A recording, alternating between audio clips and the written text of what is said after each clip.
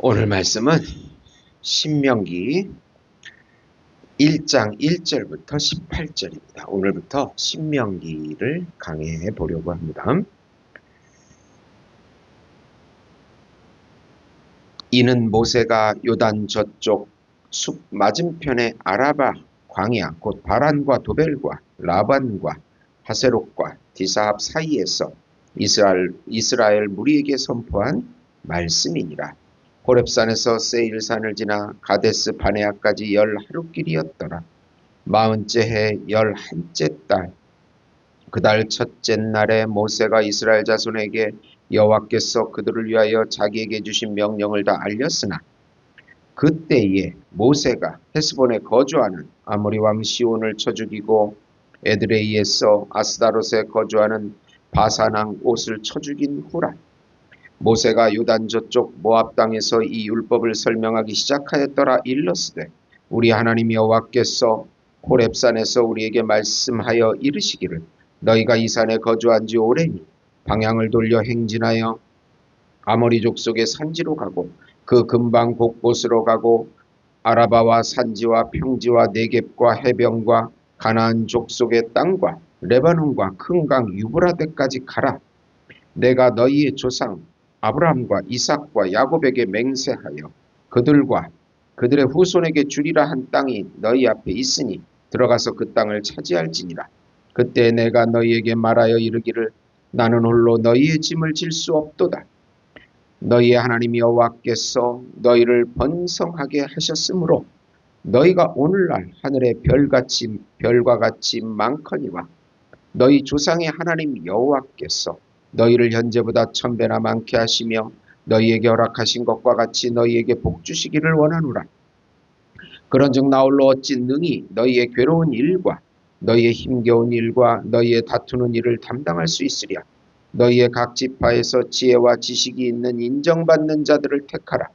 내가 그들을 세워 너희 수령을 삼으리라 한즉 너희가 내게 대답하여 이르기를 당신의 말씀대로 하는 것이 좋다 하기에 내가 너희 지파 수령으로 지혜가 있고 인정받는 자들을 취하여 너희의 수령을 삼되 곧 각 지파를 따라 천부장과 백부장과 50부장과 10부장과 조장을 삼고 내가 그때 너희의 재판장에게 명하여 이르기를 너희가 너희 형제 중에서 송사를 들을 때에 쌍방간에 공정히 판결할 것이며 그들 중에 있는 타국인에게도 그리할 것이라.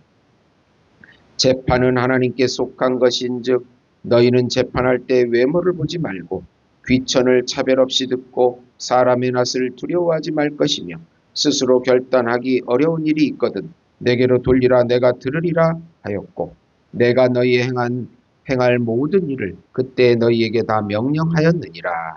아멘. 광야를 지나 약속이라는 제목으로 은혜를 나누고자 합니다. 사랑하는 성도 여러분, 인생은 종종 광야에 비유됩니다. 길이 보이지 않을 때가 있고 기대했던 일이 무너질 때도 있고 오래 기다려도 응답이 없는 순간이 있습니다. 그러나 성경은 분명히 말씀합니다. 하나님의 백성에게 광야는 끝이 아니라 약속으로 가는 과정인 것입니다.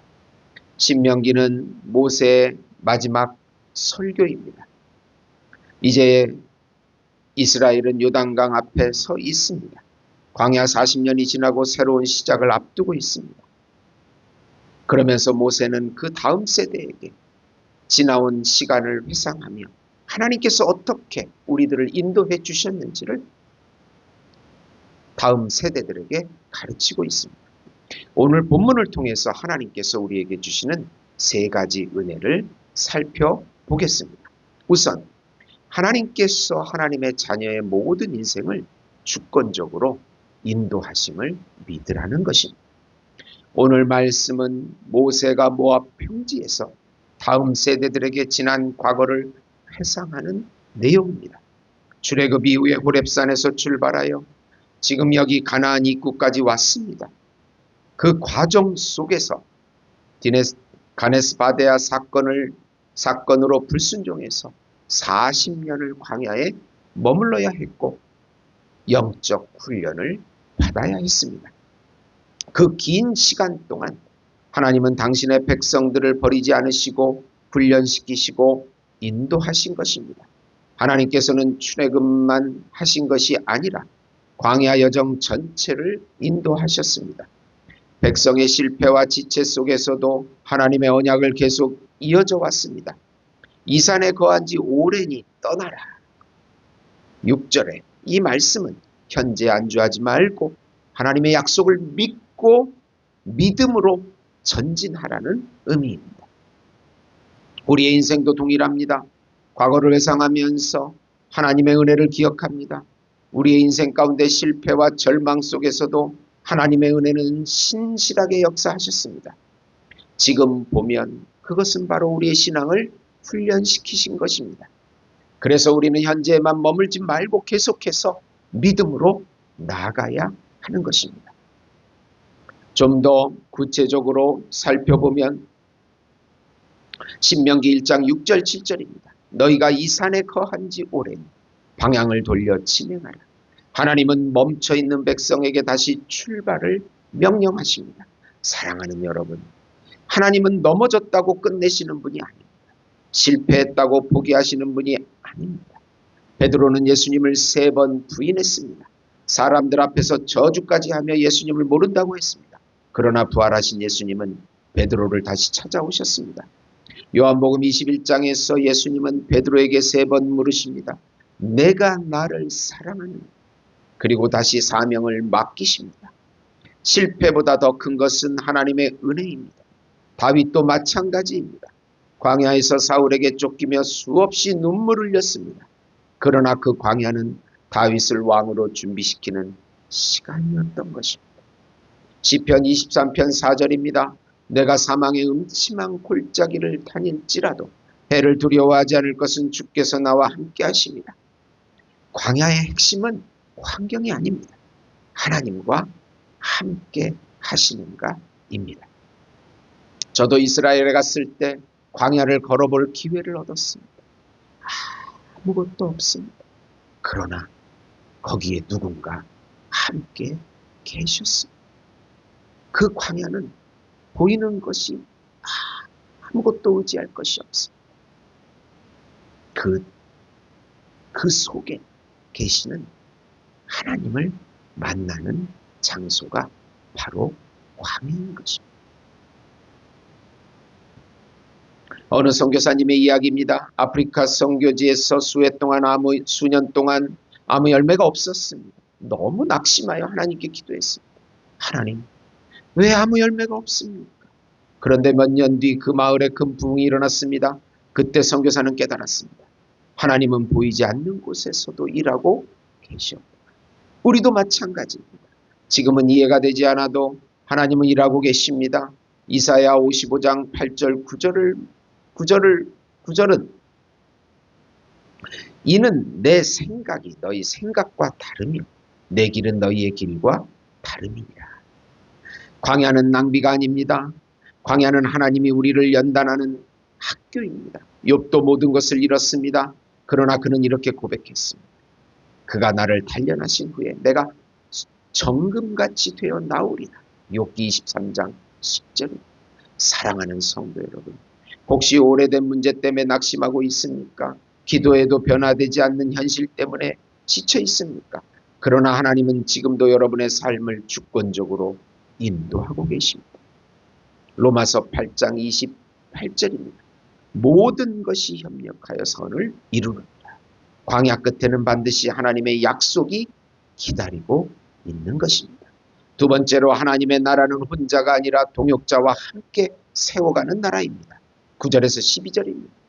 과거를 회상하는 모세는 사역이 너무 힘들어 너희 짐을 나 혼자 질 수 없다고 솔직하게 고백했습니다. 독단적인 지도자는 처음에는 잘할지 모르나 나중에 탈진하여 타락하고 맙니다. 사울이 그랬습니다.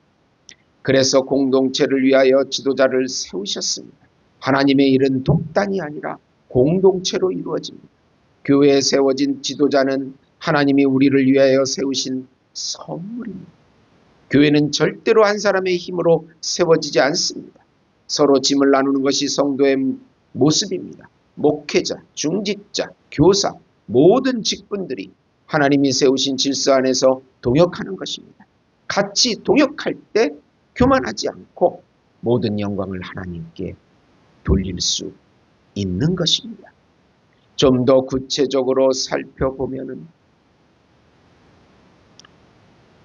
출애굽기 17장에 보면 아말렉과의 전쟁이 나옵니다.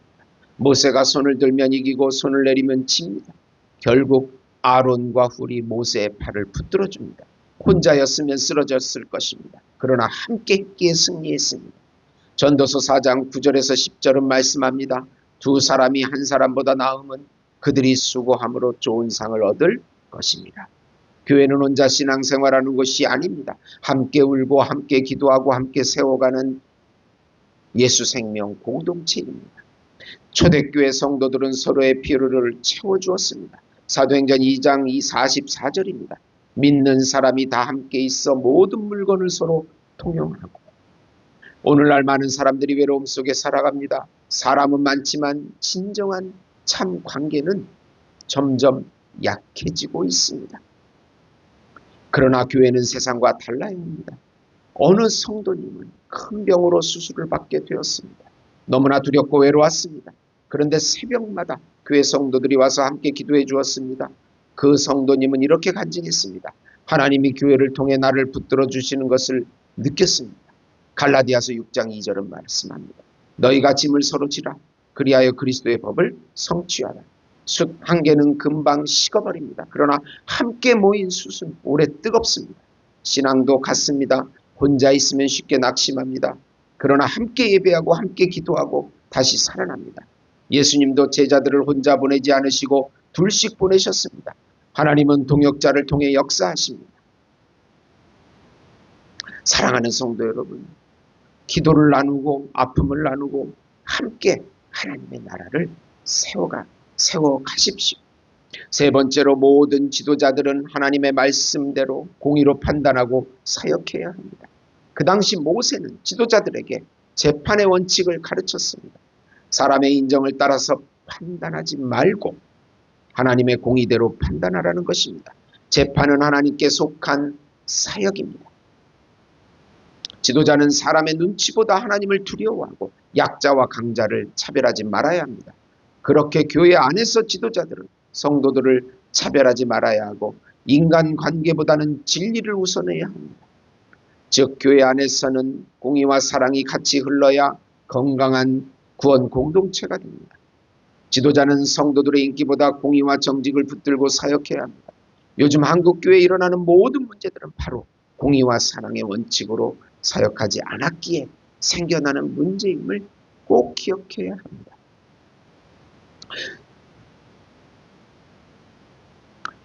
사무엘상 16장 7절에 보면 사람은 외모를 보거니와 나 여호와는 중심을 보느니라. 하나님은 중심을 보십니다.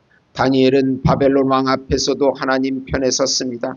사자굴에 들어갈 위협 속에서도 기도를 멈추지 않았습니다. 왜 그렇습니까? 그는 사람보다 하나님을 더 두려워했기 때문입니다. 잠언 29장 25절입니다. 사람을 두려워하면 올무에 걸리게 되거니와. 오늘날 교회 지도자들에게 가장 필요한 것은 인기보다 진리입니다. 말씀보다 사람의 눈치를 보면 결국 공동체가 흔들리게 됩니다. 미가 6장 8절은 말씀합니다. 오직 정의를 행하며 인자를 사랑하며 겸손하게 내 하나님과 함께 행하는 것이 아니냐. 어느 교회에 재정적으로 영향력이 큰 사람이 있었습니다. 그런데 그 사람이 공동체를 어렵게 하는 행동을 했습니다. 많은 사람들은 말하지 못했습니다. 그러나 한 장로님이 사랑으로 권면했습니다.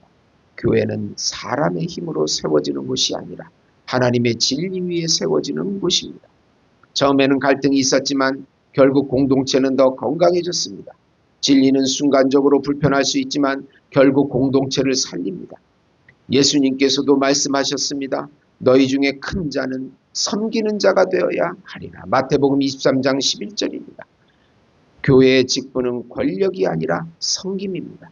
목회자도 장로도 권사도 집사도 모두 하나님의 양떼를 맡은 청지기입니다. 베드로전서 5장 2절에 3절은 말씀합니다. 맡은 자들에게 주장하는 자세를 하지 말고 양무리의 본이 되라는 것입니다. 사랑하는 성도 여러분, 이스라엘은 광야를 지나 약속의 땅 앞에 섰습니다. 그 과정 속에서 하나님은 세 가지를 가르치셨습니다. 첫째는 하나님은 자기 백성의 인생을 끝까지 주권적으로 인도하십니다. 두 번째로 하나님의 나라는 동역자와 함께 세워집니다. 셋째, 지도자는 하나님의 말씀대로 공의롭게 사역해야 합니다. 오늘 우리의 삶에도 광야를 지나고 있습니다. 그러나 광야가 끝이 아닙니다. 하나님은 반드시 자기 백성을 약속으로 인도하십니다. 그리고 모세보다 더 크신 참 지도자 되신 예수 그리스도께서 오늘도 우리를 붙드시고 천국으로 인도하십니다. 그러므로 낙심하지 말고 믿음으로 걸어가십시오. 한 걸음씩 한 걸음씩 광야를 지나 반드시 약속의 땅에 들어가게 될 것입니다. 예수님의 이름으로 축원합니다. 하나님 아버지 감사합니다. 우리 인생길이 너무나 힘들고 외롭고 절망스러울 때가 너무나 많이 있습니다. 하나님이 이 광야 가운데 저희와 함께 동행하시고 함께 모든 것이 되어 주시옵소서. 예수님이 우리의 피난처시요 양식이시고 집이시고 의복이 되어 주시고 친구가 되어 주시고 아내가 되어 주시고 남편이 되어 주시고 자식이 되어 주시고 우리의 모든 것이 되어 주시고 산성이 되어 주시고 요새가 되어 주시고 환난 날의 피난처가 되어 주시옵소서. 예수님의 이름으로 기도드립니다. 아멘.